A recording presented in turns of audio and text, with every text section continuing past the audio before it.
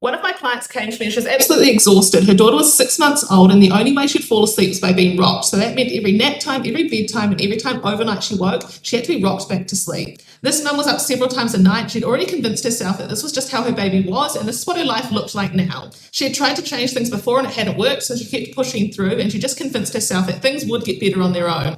But the rocking wasn't the problem, and you don't have to stop rocking completely. The problem here was that rocking was the only way this baby knew how to fall back asleep. So every time this baby woke between sleep cycles, either overnight or during day naps, she needed mum to come back and put her back to sleep. She just needed another way to fall back asleep that didn't involve mum every single time, and once she had that, everything changed. So instead of focusing on how to get this baby back to sleep every time she woke between a sleep cycle, we focused on how this baby was falling asleep at the start of bedtime or nap time. So we looked at why she was waking in the first place, we fixed the foundations, and then we followed a clear plan to get the end result. There was no cry it out, there's no drastic change. We just looked at the right things in the right order and gave it long enough for it to actually click and the baby to learn what to do. Within less than 2 weeks, this baby is falling asleep in their own room, on their own, in their own cot, without any cry it out or without any rocking to sleep. And this mum, who was convinced that this was just her life now, all these wake-ups, messaged me to say how thankful she was and how much it had changed their lives. I'm going to show you exactly what I looked at with this family, the same things I go through with every client before we look at anything else. So comment Sleep Squad below and I'll send it to you.